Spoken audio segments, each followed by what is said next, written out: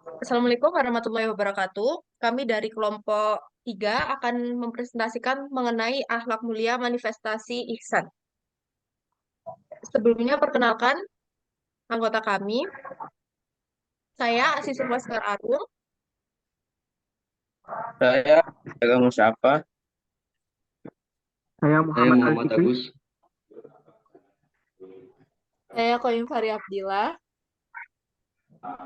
Pertama, kami akan menjelaskan tentang kedudukan dan ruang lingkup akhlak yang akan dijelaskan oleh Muhammad Ali. Baik, terima kasih atas kesempatannya, Mbak Sat. Di sini saya akan menjelaskan tentang kedudukan dan ruang lingkup akhlak. Sebelum kita menjajaki kedudukan akhlak itu sendiri, saya ingin menjelaskan tentang pengertian akhlak itu bagaimana. Pertama, pengertian akhlak secara etimologis itu berasal dari bahasa Arab yang merupakan bentuk plural atau jamak dari kata al-khuluq yang berarti gambaran batin. Dan selanjutnya, Imam Al-Ghazali dalam kitabnya yang diberi judul Ihya Ulumuddin memberikan pengertian akhlak sebagai sifat yang tertanam dalam jiwa yang menimbulkan bermacam-macam perbuatan dengan tanpa memerlukan pertimbangan dan pemikiran. Perbuatan yang benar adalah perbuatan yang berpijak pada kebenaran yang telah digariskan oleh doktrin agama yang bersumber pada Al-Quran dan hadis. Nah, dari sini kita bisa menyimpulkan bahwa akhlak itu tidak semata-mata adalah perbuatan moral yang baik. Akhlak itu dibagi menjadi dua, yakni akhlak mahmudah atau yang biasa kita artikan sebagai akhlak yang baik dengan perbuatan-perbuatan yang terpuji. Selanjutnya adalah akhlak mazmumah, yang kita kenal dengan akhlak-akhlak yang tercela, yang mungkin bisa kita contohkan dalam akhlak-akhlak apa perbuatan tercela seperti itu. Bisa next slide. Oke, untuk dasar akhlak sendiri itu bisa kita baca dalam Quran surat Al-Qalam ayat 4, yakni dalam firman Allah yang berbunyi Bismillahirrahmanirrahim wa innaka la'ala khuluqin azim, yang artinya sesungguhnya engkau Muhammad berada di atas pekerti yang agung. Dari sini kita bisa menyimpulkan bahwa diturunkannya Nabi Muhammad itu adalah untuk uh, sebagai sumber utama untuk umatnya melihat bagaimana berperilaku, bagaimana hidup bermoral dalam sehari-hari seperti itu. Uh, Nabi Muhammad adalah teladan bagi kita. Nabi Muhammad adalah contoh dan cerminan bagi kita sebagai dalam berperilaku, dalam menjalani kehidupan sehari-hari seperti itu. Selanjutnya untuk kedudukan akhlak sendiri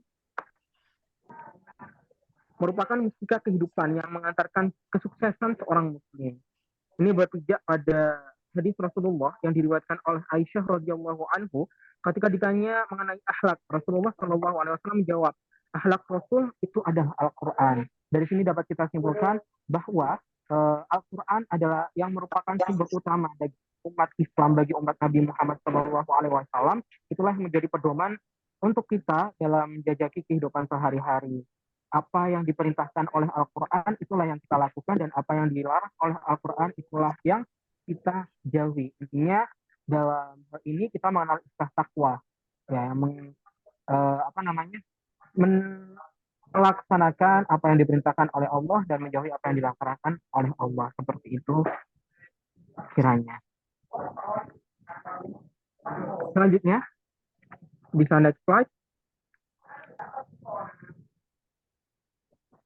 Selanjutnya, Ini adalah proses pembentukan akhlak, ya.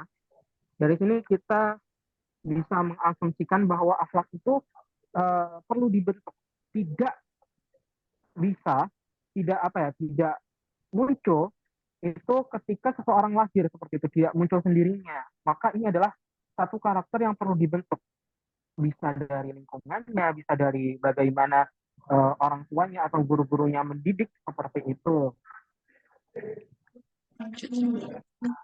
Selanjutnya dalam proses psikologis dan biologis manusia adalah mengarah pada kebaikan, namun mudah menerima rangsangan-rangsangan negatif yang bersifat eksternal. Artinya mahmudah atau mazmumah itu juga bisa disebabkan oleh faktor psikologis, baik itu dari lingkungan, ataupun dari apa ya, Sama ya dia sama. itu sih faktor utamanya dari lingkungan seperti itu.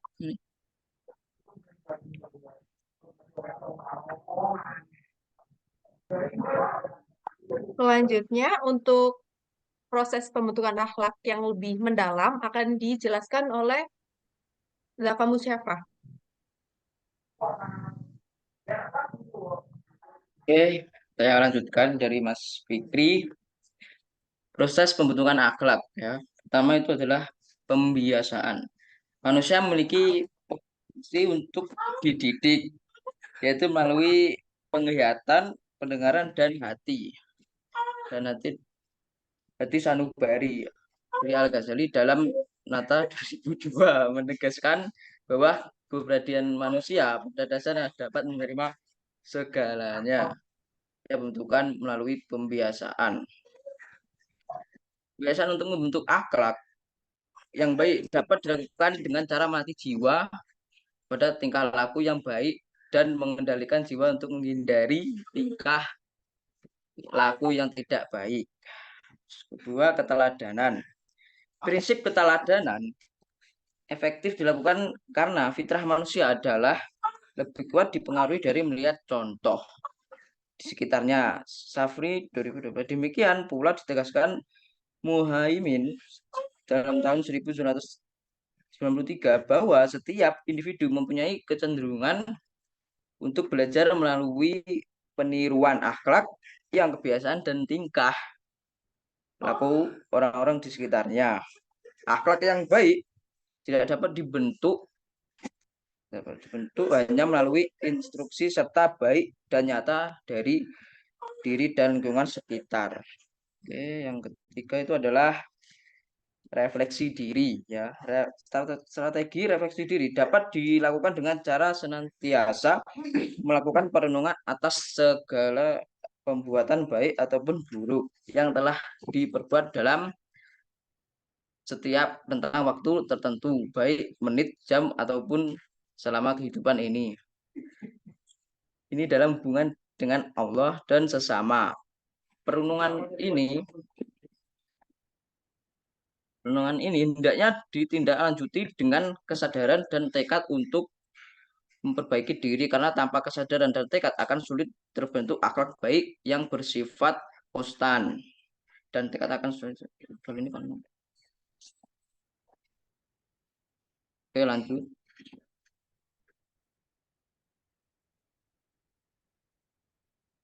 Next. Lalu selanjutnya kami akan menjelaskan tentang aktualisasi akhlak dalam kehidupan yang akan dijelaskan oleh Muhammad Agus.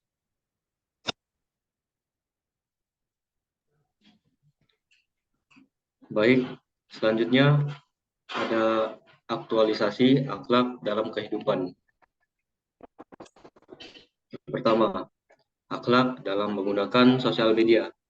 Nah, jika kita mendapat berita, itu kita harus pikir-pikir dulu, apakah itu benar.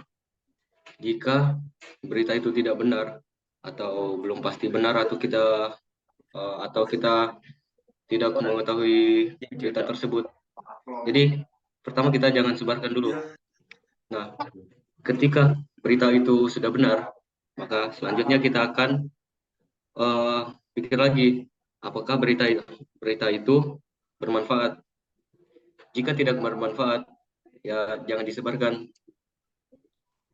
Dan selanjutnya, kalau ya berita itu udah bermanfaat, ya bisa disebarkan. Oke, berikutnya.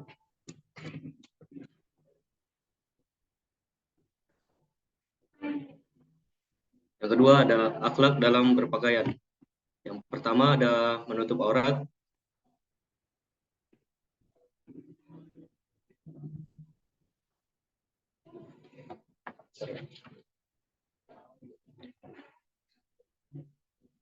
Yang kedua ada berpakaian longgar.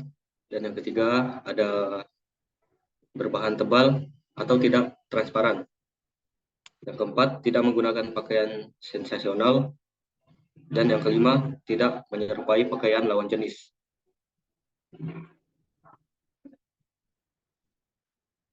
Eh, Tadi pertama-tama itu secara umum busana dipakai dengan tujuan untuk menutup aurat atau melindungi bagian tubuh yang harus ditutup sesuai aturan agama serta kepatutan adat istiadat. Tujuan berbusana berorientasi kepada nilai keindahan sesuai dengan situasi dan kondisi pemakaian.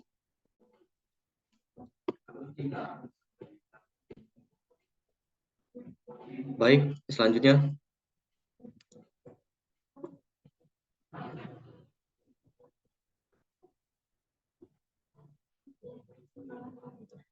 Yang ketiga ada akhlak dalam berinteraksi sosial. Yang disebut dengan muslim sejati adalah orang yang menyelamatkan muslim lainnya dari keburukan lisan dan tangannya. Dan orang yang berhijrah adalah orang yang berhijrah dari perkara yang dilarang oleh Allah. Hadis riwayat Bukhari dan Muslim.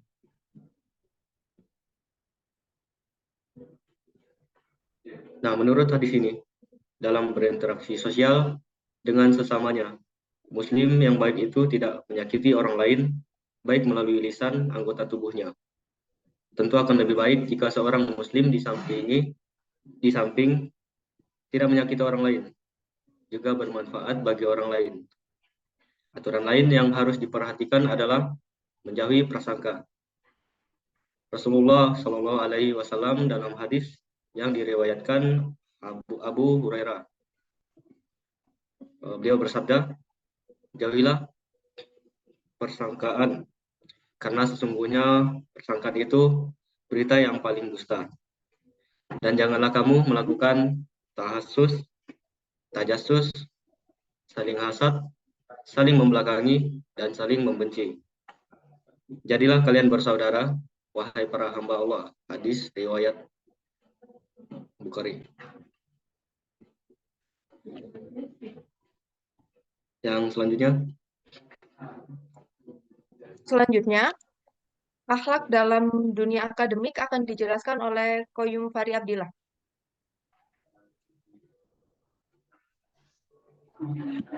Yang keempat ada akhlak dalam dunia akademik. Dunia akademik dalam KBBI berkenan dengan kegiatan pendidikan yang diarahkan pada penguasaan dan pengembangan disiplin ilmu yang bersifat ilmiah. Sedangkan Haris 2010 menyebut istilah akademik berkaitan dengan pendidikan.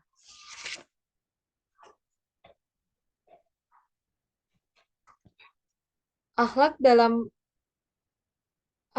menuntut ilmu menurut Haris ada 8, yaitu yang pertama, niat ikhlas karena Allah, sungguh-sungguh dalam menuntut ilmu, memohon kepada Allah Subhanahu wa taala agar mendapatkan ilmu yang manfaat, mencari guru yang baik, mempunyai motivasi yang baik untuk mencari keridhaan Allah, konsentrasi dalam proses pembelajaran, sabar dan teguh hati dalam menghadapi tantangan dinamika kehidupan, dan yang terakhir memperlakukan guru dengan sebaik mungkin. Next.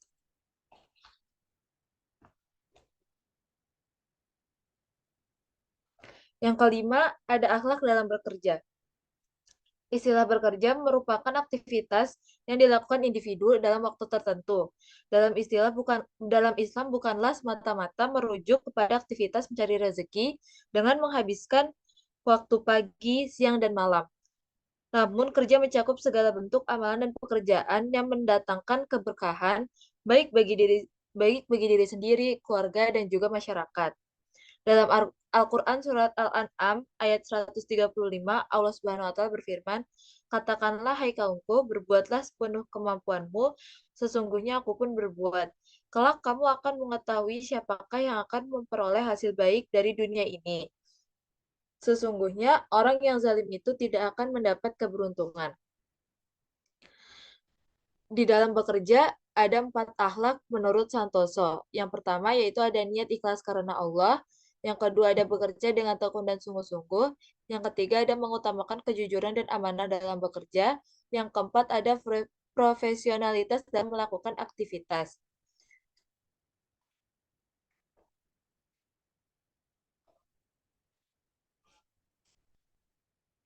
Jadi, kesimpulan yang dapat kita simpulkan dalam materi ini adalah akhlak dalam bermedia sosial, berbusana, berinteraksi sosial, dunia akademik, dan bekerja penting diaktualisasikan dalam kehidupan setiap umat muslim agar membawa dampak positif bagi kehidupan diri, keluarga, maupun masyarakat. Sekian presentasi dari kelompok kami. Kurang lebihnya kami mohon maaf dan wassalamualaikum warahmatullahi wabarakatuh.